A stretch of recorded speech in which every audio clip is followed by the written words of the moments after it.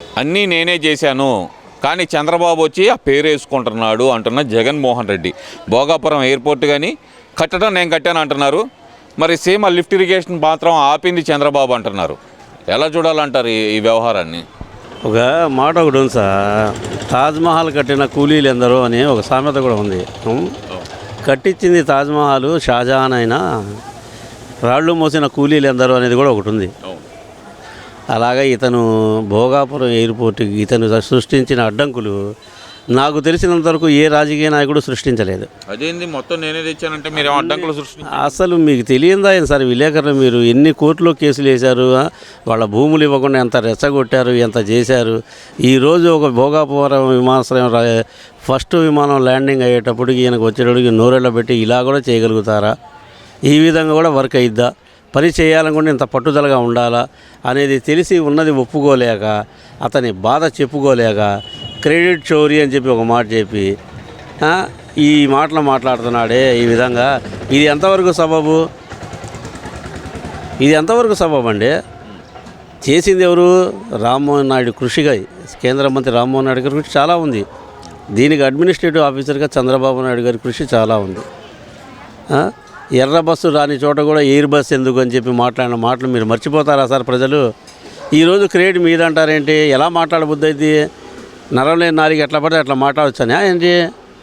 ఎర్ర బస్సు కూడా రాని చోట ఎయిర్ బస్ ఎందుకు అన్నది మీరు కాదా? అలాగని ఇప్పుడు ఎట్లా మాట మారుస్తున్నారు? క్రెడిట్ నాది పోయింది, క్రెడిట్ చోరీ చేశారని ఎలా మాట్లాడతారు? ఆలోచన జ్ఞానం ఉండాలండి నాయకుడికి.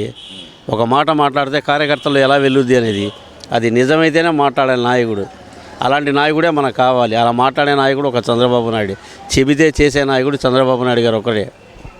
చెప్పింది చేయకుండా మాట తప్పి మడం తిప్పే నాయకుడు చంద్రబాబు నాయుడు. నేను ఈ 2023లోనే చెప్పాను, 2026లో ఇక్కడ ఫ్లైట్ ఎగిరిద్ది అని చెప్పి నా మాటే నిజమైంది అంటున్నాడుగా మరి జగన్మోహన్ రెడ్డి. అబద్ధాన్ని అతికించడంలో వాళ్ళు మించిన వాళ్ళు లేరు సార్. ఆఖరికి రాళ్ళు, పొలం గట్ల మీద ఉన్న రాళ్ల మీద కూడా బొమ్మలు చెక్కటానికి ఎన్ని వందల కోట్లు ఖర్చు పెట్టారు సార్. ప్రజాధనమే కదా అది, ప్రజాధనమే కదా అది. ప్రజాధనాన్ని అంత దుర్వినియోగం చేసి నువ్వు ఈ విధంగా ఆఖరికి మద్యం ముడుపులు 3,500 కోట్ల రూపాయలు ఈరోజు స్కామ్ జరిగింది. దాన్ని సిట్టు అన్వేషిస్తుంది. నిజంగా రాష్ట్రంలో పోలీసు పవర్ అంటే ఏందో, పోలీసులకు అధికారాలు ఇచ్చి పోలీస్ అంటే ఇలా ఉండాలి అని చెప్పి చంద్రబాబు నాయుడు గారు పోలీసులకి ఇచ్చిన సజెషన్స్ వలన ఈరోజు రాష్ట్రంలో గంజాయి నిర్మూలన ఎలా జరుగుతుందో మీకు తెలుసు. మత్తు డ్రగ్స్ నో బ్రో, మత్తుని వాడొద్దు, మత్తు వల్ల జీవితాలు నాశనం జరుగుతుంది, ఏ విధంగా ప్రచారాలు జరుగుతున్నాయో. పోలీసులు బైక్ ర్యాలీలు, పోలీసులు ఎంత విస్తృత ప్రచారం చేస్తా, ఎక్కడ చిన్న గంజాయి స్కామ్ జరిగినా కానీ ఎంబడే పోయి పట్టుకోవటం. డ్రోన్ కెమెరాలతో ఈరోజు గుంటూరు ఏపీ మొత్తం చిత్రీకరణ జరుగుతుంది. ఎక్కడ ఏ నేరం జరిగిద్దా, ఎక్కడ ఏం జరిగిద్దా అనేది ఎంత అలర్ట్గా ఉంది. ఏఐ టెక్నాలజీతో ఈరోజు రాష్ట్ర అభివృద్ధి ఎలా జరుగుతుందో రాబోయే 3 ఏళ్లలో మీరు చూస్తారు. ఇది ఇప్పుడు మీరు 3 ఏళ్లలో చూస్తారంటున్నారు. 3 ఏళ్లలో కంపెనీలన్నీ వెళ్ళిపోతే రాష్ట్రం నుంచే. ఇప్పుడు ఏదైతే నాకు భారతీయ సిమెంట్స్ కానీ, దాల్మియా సిమెంట్స్ కానీ ఇవన్నీ వెళ్ళిపోయినాయి అని అంటున్నాడుగా మరి జగన్మోహన్ రెడ్డి. అవి వాళ్ళయే కదండి, వాళ్ళయ్యేగా. వాళ్ళవి ఉంటే ఏంది, పోతే ఏంది. ఇక వాళ్ళు వచ్చినా కానీ రాయితీలు అందిస్తామని లోకేష్ బాబు గారు చెప్పారు. మీరు వచ్చి మీరు ప్రాజెక్టులు ప్రారంభించినా మీకు భూములు ఇస్తాం, వాళ్ళకి ఏ లెక్కన ఇచ్చాం మీకు ఆ లెక్కనే ఇస్తామని చెప్పారుగా. ఇక వెళ్ళిపోయేది ఏంది? వీళ్ళు వెళ్ళిపోతే వచ్చేది ఏంది, పోయేది ఏంది? విదేశాల్లో ఉన్న ఎక్కడెక్కడ క్వాంటమ్ వ్యాలీలు ఎటువంటివి వస్తున్నాయండి వైజాగ్లో ఈరోజు మీరు గమనిస్తున్నారా? ఈ రాష్ట్రానికి వచ్చిన సంవత్సరంలో 4 లక్షల కోట్లు పెట్టుబడులు వచ్చినాయి సార్. ఇవన్నీ అబద్ధాలు అంటారని, ఎంఓయూలు అబద్ధాలు అవుతాయా? ఎలా మాట్లాడతారు మీరు? అలా మాట్లాడడం ప్రజలు నమ్ముతారనే? ఎలా నమ్ముతారు? ఒక 5 ఏళ్లలోనే మీ జీవితం అంతా చూశారు. ప్రజల పట్ల మీకున్న బాధ్యత, ప్రేమ, అభిమానాలు, ముద్దులు, మురిపాలు అన్నీ చూశారు. చూసి ఏం చేశారు? 151 నుంచి 11 సీట్లకు కుదించారు. అయినా మీలో మార్పు రాలా, ఇంకా మార్పు రాలా. మార్పు రాదనే ఉద్దేశంతో మిమ్మల్ని మర్చిపోయారు. మేము ఉన్నాము, నేను విన్నాను అనే ఆప్షన్ తోటి. ఏది జగన్ బాబు గారి పాత వాక్యం ఒకటి ఉంది, 7వ నెంబరు 13వ అధ్యాయంలో ఏదో ఉంది. అది నేను ఉన్నాను, నేను విన్నాను అనేది ఒక వాక్యం ఉంది. అలా మీరు ఉన్నారని అప్పుడప్పుడు వారానికి ఒకసారి 10 రోజులకు ఒకసారి రావడం, ఒక ప్రెస్ మీట్లు పెట్టుకోవడం, మీకు నచ్చిన మీడియాని పిలిపించుకోవడం, ప్రశాంతంగా 2-3 గంటలు మాట్లాడుకోవడం, ముచ్చట్లు. లేని పేపర్ ఒకటి పైకెత్తి చూపడం, ఇదిగో చూడండి అప్పటి జీవో, ఇదిగోండి ఈ పేపర్ చూడండి అప్పటి జీవో అని వైట్ పేపర్ ఒకటి చూపిస్తా ఏదో సాక్ష్యాలు ఆధారాలుగా ప్రజల్ని భ్రమంలో నెడుతున్నారు.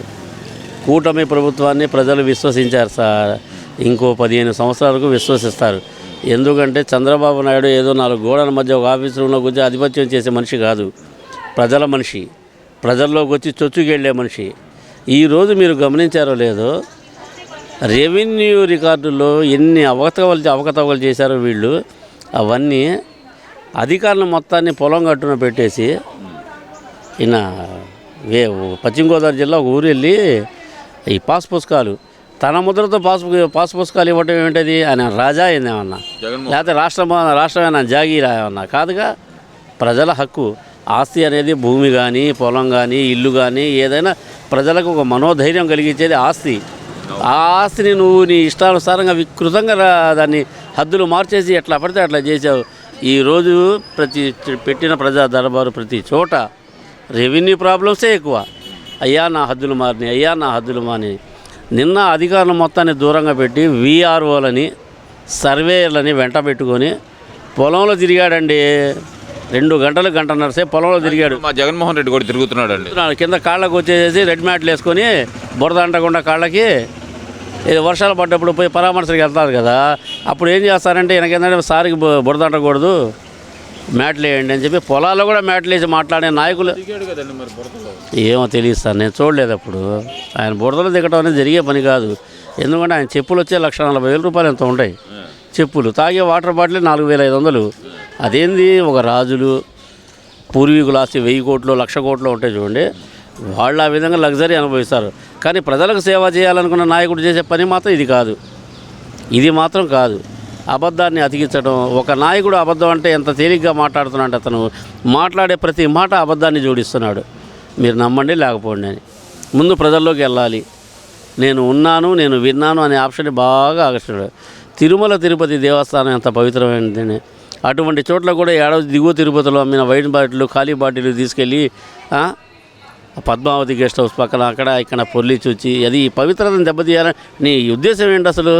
హిందువుల మనోభావాలు ఎందుకు దెబ్బతీస్తావు నువ్వు? హిందువు అంటే ఎవరు? కూటమి ప్రభుత్వం చేస్తున్న దారుణాల్లో భాగమే అది అంటున్నారంట. చెక్కింగ్ కూడా లేదు అంటున్నారు. నేను బొమ్మన్ కరుణాకర్ రెడ్డి అదే చెబుతున్నాను. లేకపోతే కారులో ఎందుకు పట్టుకుంటారని అన్ని బస్తాలు ఆధారాలతో సహా పట్టుకున్నారు. ఆయన ఎవరో విద్యార్థి నాయకుడు కొండా శివరాజు ఏదో ఉన్నాడు. ఆయన ఇది వైసీపీ విద్యార్థి నాయకుడు. డ్రగ్స్ కేసులో గంజాయి అమ్ముతా దొరికాడు. యువతని చెడుదారిన నాశనం చేసిన నాయకుడు ఎవరైనా ఉన్నారంటే ఈ దేశం మొత్తంలో వైసీపీ అధినేతే.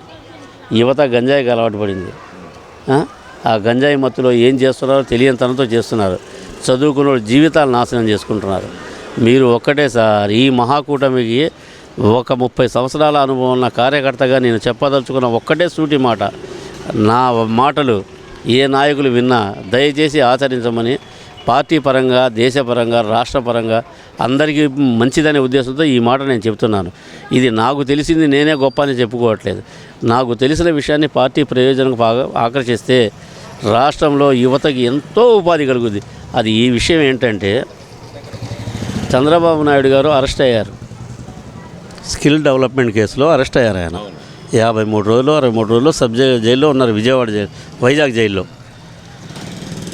ఆ స్కిల్ డెవలప్మెంట్ అంటే ఏంది? యువతకు ఉపాధి. వాళ్ళు చదువుకు తగ్గ నైపుణ్యాన్ని అందించడమే యువతకు వాళ్ళు చేసేదాన్ని. దానిలో కూడా 100 కోట్లు ఇతను మోసం చేశారు, తిన్నారు, అవి చేశారు, ఇవి చేస్తున్నారు. అవి కాంట్రాక్ట్ తీసుకున్నది రాష్ట్ర మంత్రుల ఆమోదంతో జరిగిందే తప్పనించి, చంద్రబాబు నాయుడు మీద ఉన్న ద్వేషంతో ఆ విధంగా చేశారే తప్పనించి ఇంకోటి కాదు. ఇప్పుడు కూటమి ప్రభుత్వం చేయవలసింది ఒక్కటే సార్, 10వ తరగతి కాడి నుంచి ప్రతి ఉద్యోగి గవర్నమెంట్ ఉద్యోగానికి ఎలిజిబుల్. 10th తలమానికం. ఏ విద్యార్థి అయినా 10వ తరగతి, 11, 12వ తరగతులు తలమానికాలు. అతని చదువుకు అతను మార్చుకునే విధి విధానాలు ఉండే. ఏ తీసుకుంటున్న సబ్జెక్టు, మ్యాథ్సా, ఈక్సా, మెడికలా, లేకపోతే అది వేరే సబ్జెక్టుల పరంగా ఏదైనా తీసుకుని అతను చదువు రాణించవచ్చు. అటువంటి వారికి ఈ రోజుల్లో ఒక్కొక్క జిల్లాలో ఒక్కొక్క స్పోర్ట్స్ అకాడమీస్ పెట్టి చదువుకున్న ప్రతి విద్యార్థిని దేశ గౌరవం పెంచడం కోసం సైనికులుగా, నేవీగా, ఆర్మీలో ఎట్లాంటి ఉపాధి అవకాశాలు ఉన్నాయో వాళ్ళకి అక్కడ ట్రైనింగ్ ఇచ్చి వాళ్ళ సర్టిఫికెట్స్ తోటి వాళ్ళు ఎలిజిబుల్ అయ్యేటట్టుగా యువతను ప్రోత్సహిస్తే వాళ్ళు ఒక రకంగా మత్తుగలవాడు పడ్డ వ్యక్తులు మొత్తం మారి వాళ్ళు వాళ్ళ ప్రయోజనాలు దేశ ప్రయోజనాల దృష్టిలో దేశ ప్రజల్లో గొప్ప పౌరులుగా ఎదగటానికి మంచి అవకాశం ఉంటుంది. దయచేసి జిల్లాకు స్పోర్ట్స్ అకాడమీ పెట్టి 10th చదివిన ప్రతి ఒక్క విద్యార్థినిని, ఇంటర్ చదివిన విద్యార్థిని, ఇంటర్ సెకండ్ ఇయర్ చదివిన, BA చదివిన, CA చదివిన ఏ విద్యార్థినైనా సరే వీళ్ళందరినీ ఆ అకాడమీ, స్పోర్ట్స్ అకాడమీలో చేర్చుకుని జిల్లాల వారీగా ఎంతమంది యువత వస్తారో చూడండి.